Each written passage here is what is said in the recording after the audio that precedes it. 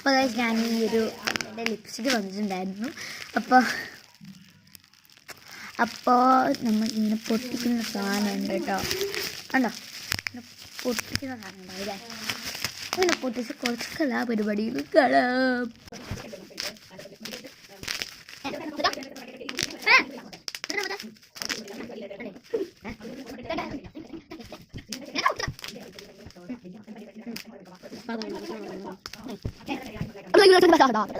അങ്ങനെ ചെയ്തിട്ടുണ്ട് തോന്നുന്നല്ലേ?